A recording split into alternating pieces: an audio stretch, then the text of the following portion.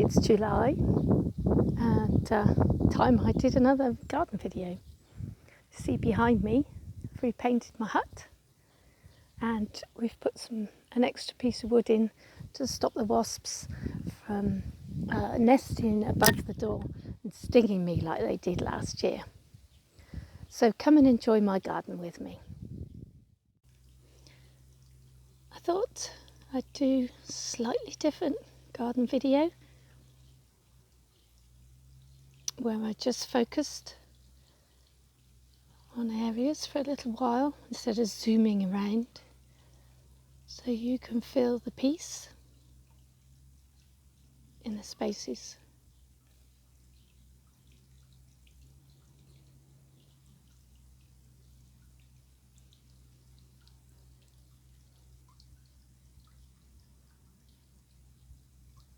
New addition is the barrel.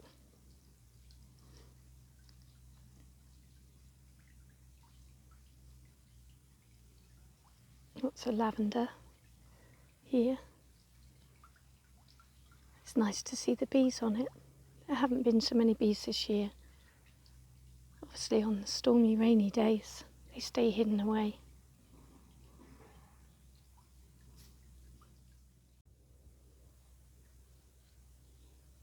Some things have changed. We now have 2 swings in the apple tree for our grandchildren.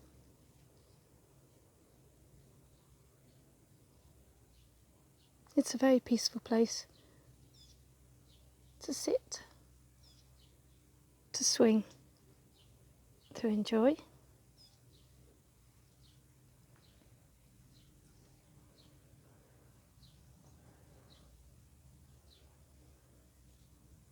Everything is so green.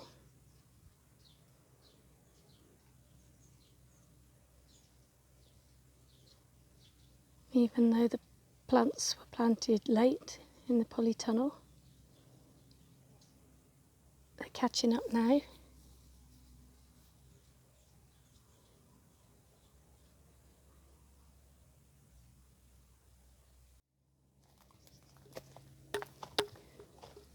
Look you up here, it looks so dark. It's like a little cave.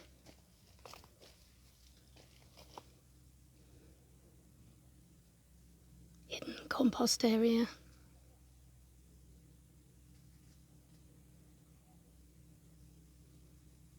Very secretive. And I love the sound when the wind catches the bamboo, which it's not going to do today. Finding the pathways has been quite a job, but find them we have. And the other day, our grandchildren, who are about 18 months old, had a lovely time running through these pathways. So I'm taking you down low to about their head height so you can see what it looked like to them. A real foresty jungle.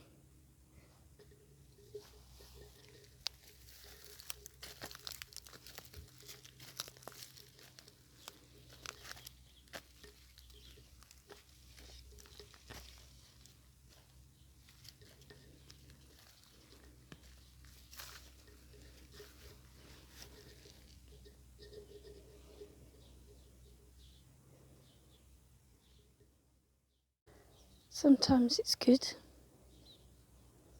to stop and just watch one little space. I have problems focusing on one task at a time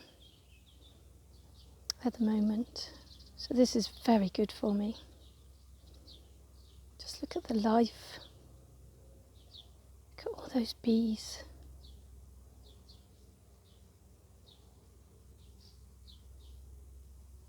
Not just on the alpine blue star, but also on the marjoram behind. We have cleared some spaces I put in some seeds because we needed to find plants. It was a little bit too wild before.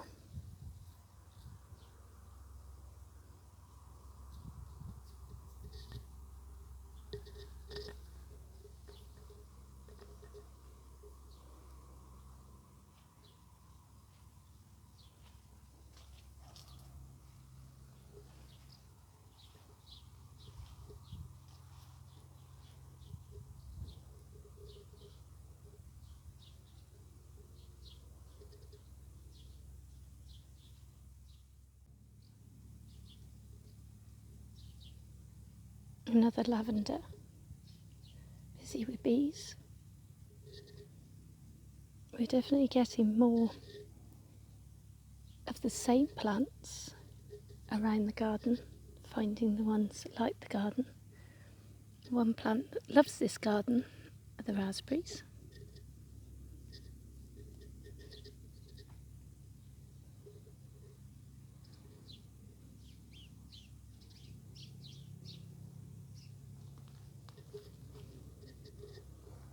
You can see the wild grass patches are almost ready for cutting down. A couple more weeks and we will get our hand scythe out, cut it down. One cut a year, that's all it needs. This was a big clear out so I could plant some lettuce.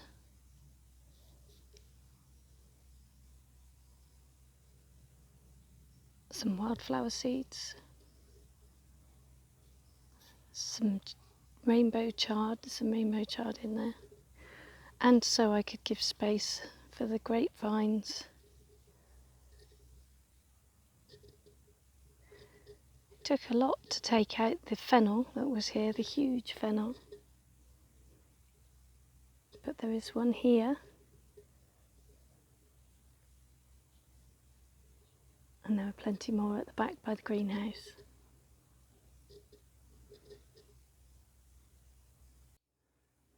Here is the real forest path, and I'm going to take you down to toddler height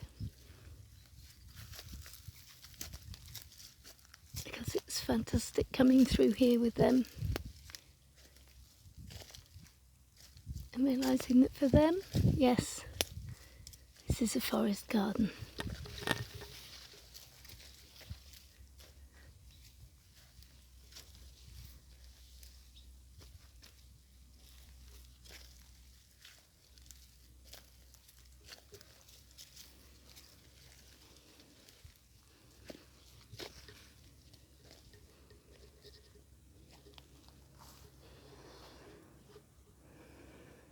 And I'm realising that the garden may not be what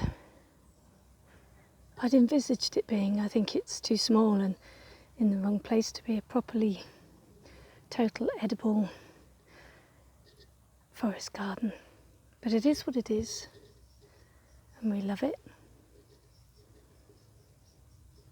And if it's inedible plants that want to grow here, then that's what will grow. There are still a lot of plants that are edible.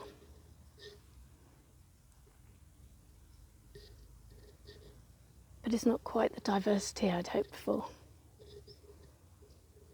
But it's definitely foresty over here. That's my beautiful lime tree.